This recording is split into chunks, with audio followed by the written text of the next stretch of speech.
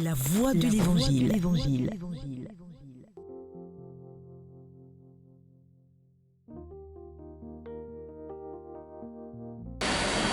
Nous commençons un séminaire qui portera sur les références de la Genèse 3 au verset 15. Il est écrit: je mettrai une hostilité entre toi et la femme, entre ton lignage et le sien. Il t'écrasera la tête et tu l'atteindras au talon.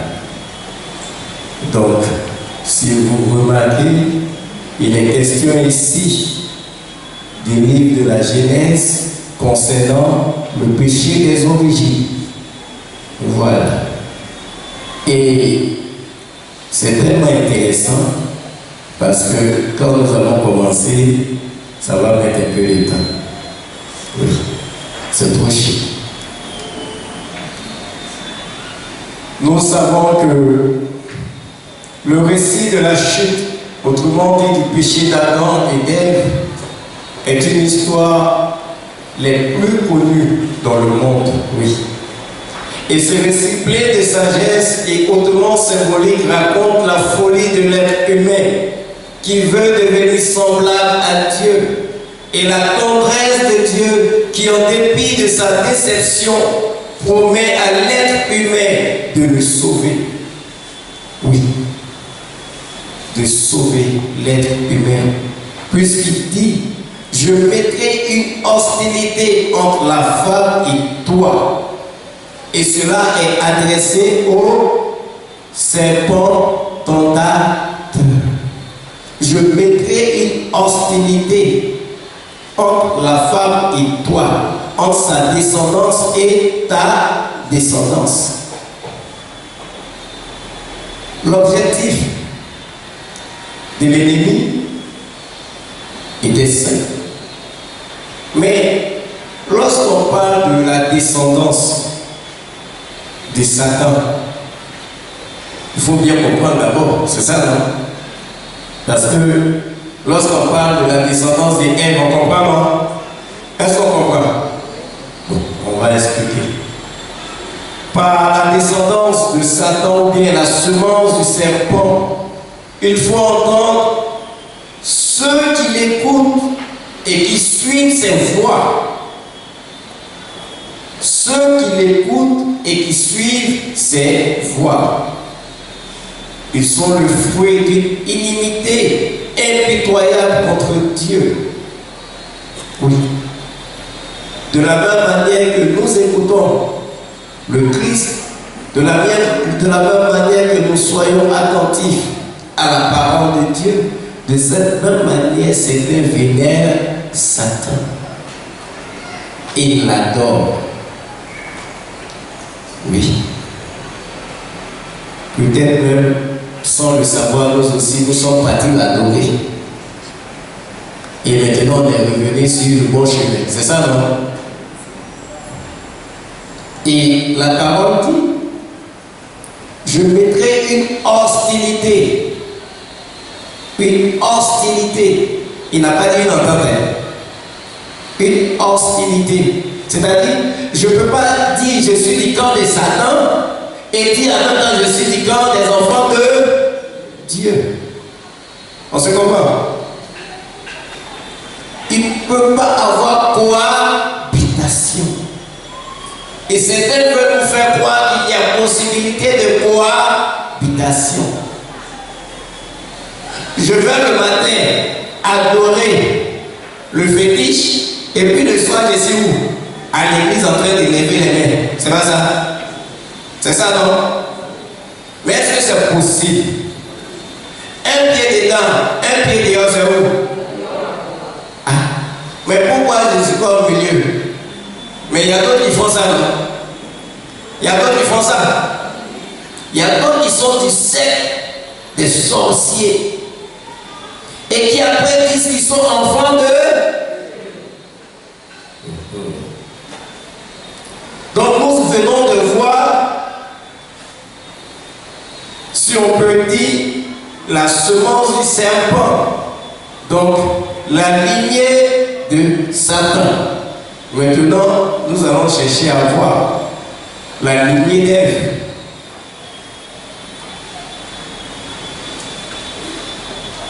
Les chrétiens, connaissant le Christ et sa mère,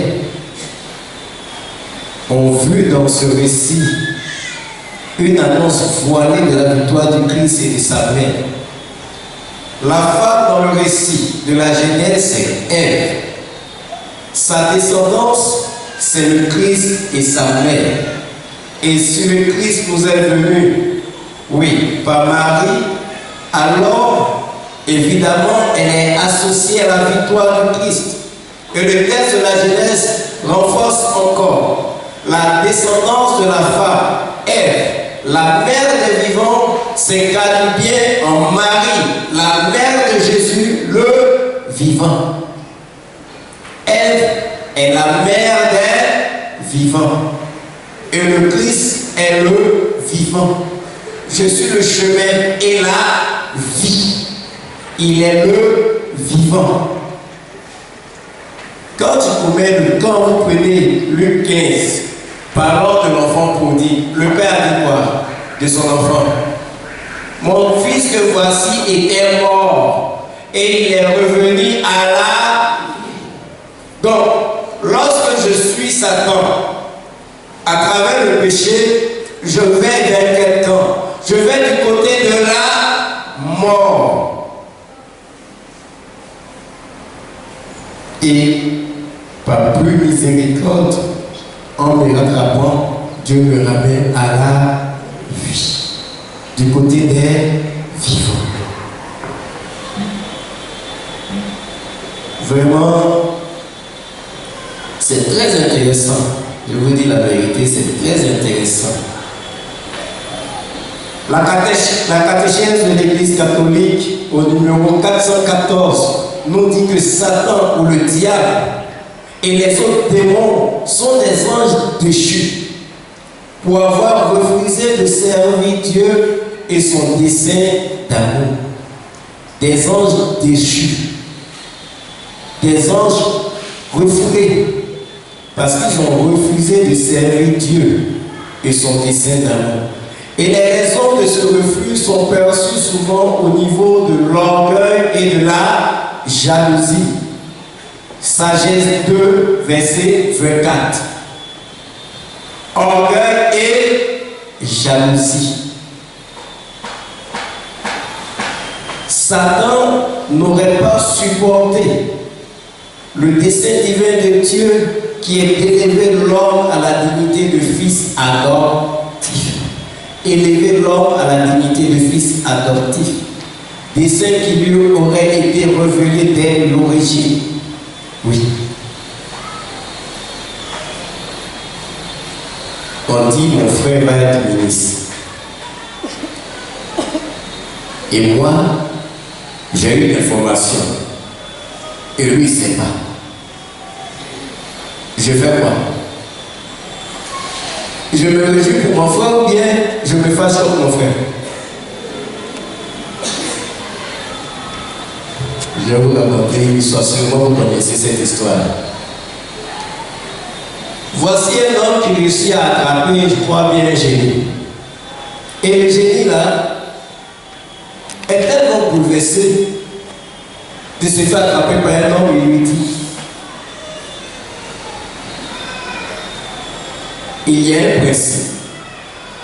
Le principe est que tout ce que tu vas me demander, je vais te donner. Mais pour que ce principe-là puisse être appliqué, il y a une exception. L'exception, c'est que ton voisin doit recevoir le double de ce que tu vas recevoir. Mais si tu refuses, comme tu m'as vu, tu seras aveugle. Selon vous, l'homme a choisi quoi? Il a choisi quoi? Il a choisi d'être aveugle. Parce que simplement, son voisin doit recevoir le double de ce qu'il doit recevoir. C'est quelle attitude? la jalousie. Et tout à l'heure, nous avons vu que l'orgueil et la jalousie sont ces attitudes qui ont animé Satan à refuser le dessein de Dieu. Parce que Dieu voulait élever l'homme. Et Dieu, dans son dessein, continue à le faire. Mais Satan dit quoi? Fouille. Pas du tout. Comment cette créature-là va être élevée au rang de fils adoptif? Non. Je refuse. Et pour cela, je refuse également de te servir. Et tous ceux qui sont dans cette même logique, ont fait quoi? Ont suivi Satan. Sont devenus des anges de feu. Oui. Pose-toi la question. Quand tu vois ton frère en face de toi, quel sentiment t'anime à son endroit? Quand tu le vois réussir, est-ce la joie ou la colère? Est-ce une rivalité qui s'établit en toi? Il y a comment il est. Il croit qu'il est intelligent. C'est parce que ses parents ont l'argent, ça peut être devenu comme ça. Sinon. Et à peine avoir fini de dire ça dans ton cœur, et mon gars, l'hypocrisie. Oui, frères et sœurs, nous sommes en face d'une logique qui est que Satan veut entraîner dans sa déchéance une multitude d'enfants de Dieu. Si vous avez bien suivi les textes de l'évangile, il est dit que Marie, tu seras enceinte. Oui. Tu seras la mère du Seigneur Jésus. Et en même temps, il est dit que ta cousine, Élisabeth, celle qu'on appelait la stérile, est également en... Quelle fut l'attitude de Marie? Les deux n'habitaient pas la même ville. Marie sait qu'elle est enceinte. Mais Marie se presse d'aller assister Élisabeth. Elle oublie la condition dans laquelle elle est. Pour assister l'autre, pour élever l'autre, pour que l'image du déshonneur qu'Élisabeth avait auparavant en l'appelant la stérile. Chez nous, on dirait quoi? Ton ventre est cimetière, c'est ça? Cette humiliation-là, Marie voudrait que Élisabeth puisse l'enlever. Donc, pour ne pas que quelqu'un aille susciter une fausse couche, Marie se presse elle-même d'aller assister Élisabeth pour que l'enfant d'Élisabeth naisse dans de très bonnes conditions. Oui. En acceptant le message de l'ange, Marie connaissait les conséquences. Elle est donnée en mariage. Il n'y a pas encore de rapport. Et elle est enceinte. Et si son mari refuse de reconnaître l'enfant, qu'est-ce qui va se passer? Ils vont la lapider à mort. Donc elle savait que son huile, son fiat, pouvait conduire sa propre mort. Mais pour le bien du monde entier, pour le bien du monde entier, elle accepte de porter la grossesse. Qui parmi nous aujourd'hui est capable de porter un poids pour que l'autre soit heureux? Là, la question. Autrement dit, qui est prêt à s'humilier, à connaître la souffrance pour que la joie habite l'autre?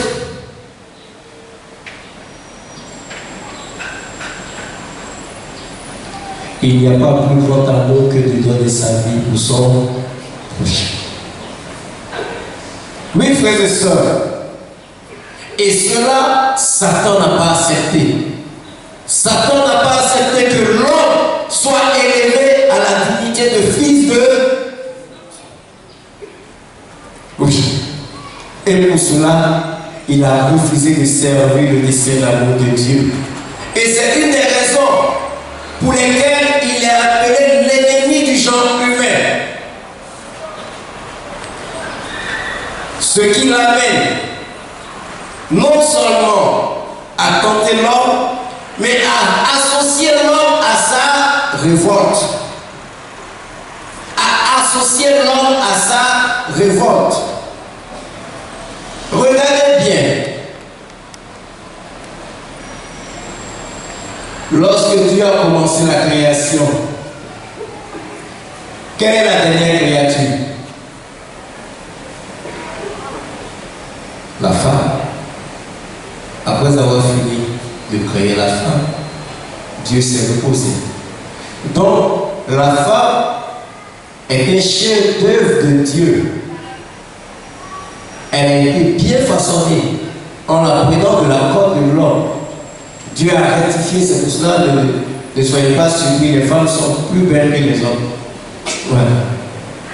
Dieu les a façonnées.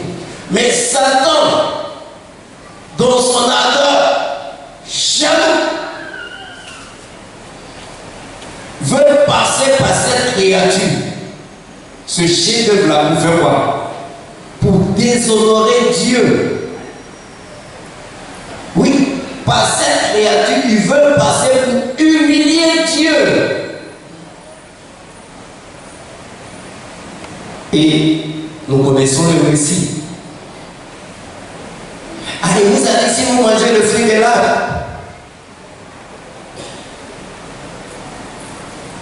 Et qu'est-ce qui s'est passé? Habité par la convoitise, habité par l'envie des grandeurs, l'homme a fait quoi? La femme et l'homme ont cédé. Oui. Comprenez que l'ennemi utilise des astuces. Il utilise tout ce qui est apparemment beau aux yeux de Dieu pour l'entraîner vers quoi? Vers la déchéance. Rappelez-vous les 3 tentations de Jésus. Tu veux le pouvoir?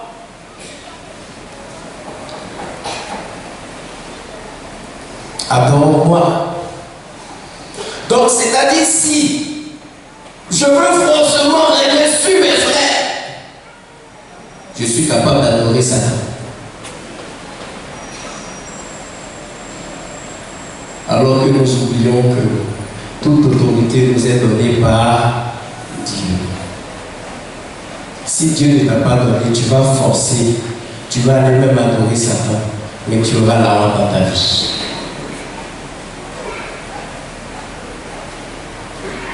En plus d'associer l'homme dans cette révolte, dans sa haine de Dieu, et vous pouvez le remarquer en Jean 8 au verset 44, Satan cherche à l'abaisser, à le réduire en état d'esclave, en dominant sur lui et en l'amenant à se livrer à lui. Et cela par impact. Je reviens sur ce phénomène que nous connaissons tous, le phénomène du broutage. Voici des élèves de 4e, de 3e. Au lieu d'aller en classe d'histoire, ils veulent avoir l'argent rapidement. Ils veulent avoir le pouvoir. Ils veulent dominer sur leurs camarades. Et pour cela, ils sont capables de faire quoi? D'aller même adorer, de signer des pactes de vie. D'aller même chier avec leurs parents. Faire ce qui est amour. Et nous le savons. En le faisant, ils font quoi? Ils obtiennent un moment ce qu'ils ont. Mais après, ils deviennent comme esclaves dans la déchéance et dans la ruine. Nous savons également qu'il y a des personnes, pour avoir de grands biens, ont eu à réduire les enfants à la folie. Pour que dans l'état de folie de leurs enfants, ce soit des pieds d'épargne qui se multiplient dans une valise dans leur chambre. Et quand toi-même tu vois ta progéniture en train de souffrir et tu es content. N'est-ce pas la méchanceté? Tu iras où avec cet argent? Dans la terre, 2,50 m. Peut-être même c'est un pour toi. Oui, frères et sœurs. Pour avoir des choses qui ne peut-être même pas vont nous aider, nous sommes partis, fléchis genoux, adorer des divinités qui sont en contradiction avec le message de l'amour de Dieu.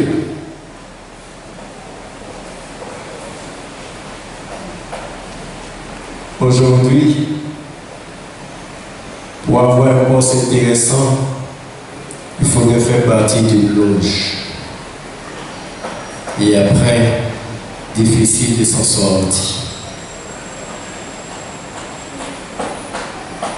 Oui, frères et sœurs, tout à l'heure, nous avons fait référence à Marie. Et sachez qu'on ne parle pas de Mariologie sans Christologie. Donc, Marie nous conduit au Christ.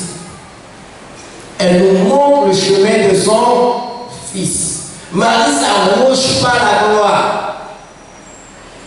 Elle intercède pour nous. Oui. Nous n'adorons pas Marie. Nous la vénérons. C'est important de le savoir. Et par Marie, Ève nouvelle, nous avons l'arbre de la vie, la croix.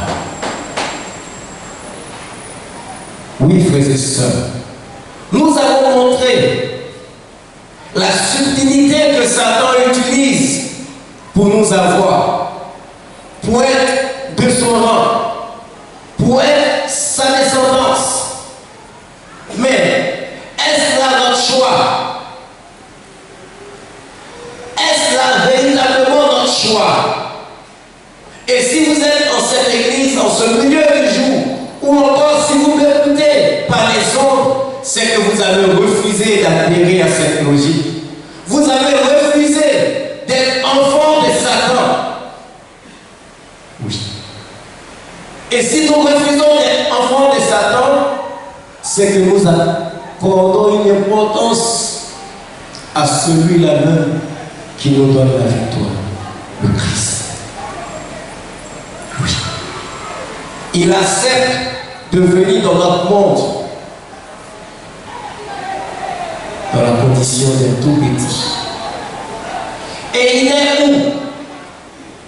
Non pas dans un palais, mais dans une mangeoire, où tous nous pouvons l'approcher, pauvres comme riches, les bons bergers et les mages. Tous nous pouvons l'approcher. Imaginons qu'il essaie dans un palais. Nous, là, est-ce qu'on allait partir là? On allait dire, ici, là, on chassait, on allait faire quoi? On allait se retourner. Mais dans une mangeoire, où personne ne peut faire obstacle à ta venue, tu vas courir pour aller auprès de cet enfant. Il a grandi comme tout homme. Oui. Il s'est amusé. Il n'est pas descendu. Si je prends comment je pourrais dire, ce passage.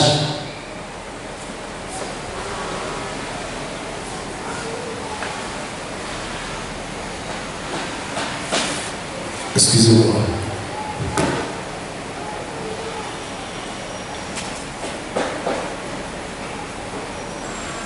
Si je prends le texte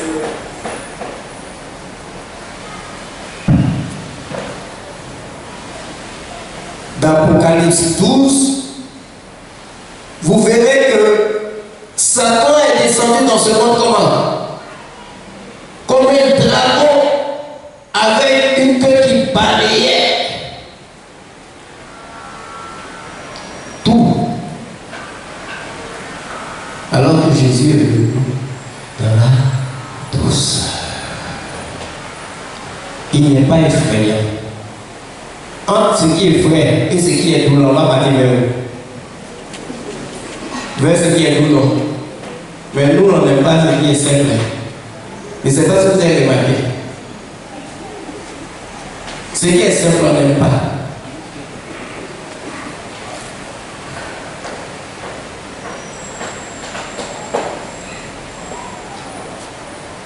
Lorsque Naaman le Syrien est allé voir Élisée, Élisée lui a dit simplement va te baigner dans les eaux du Jourdain. Il a dit pourquoi? Et on lui a demandé, mais si tu avais demandé quelque chose de compliqué, tu allais chercher à faire. Mais il dit non, quelque chose de simple, tu te révoltes. L'homme en lui-même est compliqué. Et ce qui est simple, on refuse.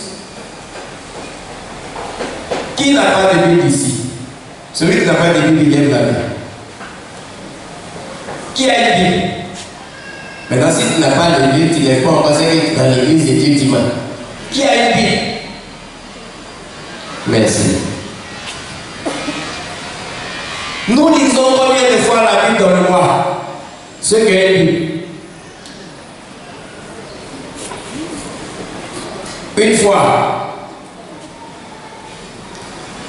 Qui peut partir au travail sans son portable? Déjà, quand tu arrives, tu arrêtes le taxi, même depuis que tu rentres, tu n'es pas dans la bouche, tu ne fais pas. Mais tu te rends compte que ta Bible est à la maison, ça fait 1 mois. Tu n'as pas touché. 2 mois, tu n'as pas touché. 3 mois, tu n'as pas touché. Si vous rentrez, allez-y, vous avez lu la Bible et puis posez votre doigt dessus. C'est quoi? La poussière, alors que c'est la parole de Dieu. C'est une arme efficace également dans le combat spirituel. Mais là, on ne s'occupe pas. C'est où on dit WhatsApp. Là, on est toujours connecté. La Bible coûte 5 000, c'est cher. Le passe du mois coûte combien? Personne ne peut dire. Parce que quand c'est fini, on recharge en même temps. On recharge en même temps. Loin de moi toute comparaison. Mais c'est pour nous permettre de comprendre que dans ce qui est cher là, c'est là-bas nous mettons notre cœur. Et dans ce qui est simple et peut nous conduire à la vie, nous refusons d'adhérer. Les moyens pour combattre réellement l'ennemi. Et en ce jour, nous célébrons Notre-Dame du Rosaire. Je peux vous présenter le rosaire comme une arme efficace. Une arme efficace. Je précise, une arme efficace dans le combat spirituel. Oui. Et il y a combien parmi nous qui ont le rosaire? Ceux qui ont le rosaire, il n'est pas du chapelet, du rosaire. Ok, merci. Ceux qui n'ont pas acheté, mais ce n'est pas pour acheter pour aller faire décoration de maison. Parce que le plus souvent, quand tu rentres dans la maison des gens, puis à Rosaire, on met ça à côté de la statue de la Vierge Marie. Ça prend comme ça. Mais est-ce que nous-mêmes on fait ça une fois? Là, la question. Oui, nous avons le rosaire comme arme efficace. Et je peux vous dire la deuxième arme pour battre l'orgueil et vaincre Satan, c'est l'humilité. l'humilité. Je suis le servant du Seigneur. Et qui a dit ça? La Vierge Marie. L'humilité. Jésus a accepté de mourir à la croix comme un pauvre, dans la déchéance, dans la simplicité, dans l'abaissement. Et je peux vous rassurer que ce sont des actes efficaces. La troisième chose, ce qui peut empêcher l'esprit de révolte, c'est l'obéissance. Oui, l'obéissance. L'obéissance. Nous avons parlé du refus de Satan d'entrer dans ce dessein bienveillant de Dieu qui était d'élever l'homme. Il devait obéissance à Dieu. Il a fait quoi? Il a refusé. Ne mangez pas le fruit de l'arbre. Qu'est-ce qui s'est passé? Ils sont pas manger. Ils ont désobéi. Donc, l'adage dit, celui qui obéit ne se trompe jamais. Celui qui obéit ne se trompe jamais. L'obéissance.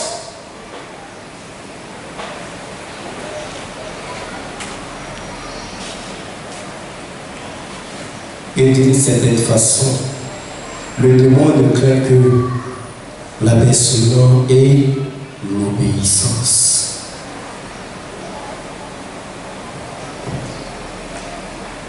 La première chose, quand il vient vers toi, il te tente.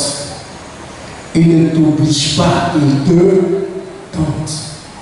Et lorsqu'il se rend compte que tu es un peu intéressé, mais après que tu refuses, il met maintenant des gens autour de toi. Et ces agents-là doivent t'entraîner à faire quoi? À chuter. Mais lorsque tu demeures dans la prière, la quatrième âme, lorsque tu demeures dans la prière, tu reçois l'assistance du Saint-Esprit. Et tout cela sont en même temps ébranlés. Oui, frères et sœurs, à travers ce séminaire, je voudrais vous inviter à prendre conscience que chaque jour, l'ennemi, comme un lion rugissant, rôde autour de nous afin de nous entraîner dans la haine et nous révolter contre Dieu. Mais les moyens pour en sortir, nous venons de les présenter. D'abord, l'obéissance à l'Église. L'attitude d'humilité et la prière. Pour couronner le tout de ce que nous venons de citer, c'est l'amour. L'amour. Car celui qui aime désire le bonheur de son frère et ne peut rentrer en révolte avec Dieu, car Dieu est amour. Et Jean 4, que Dieu nous bénisse. Amen.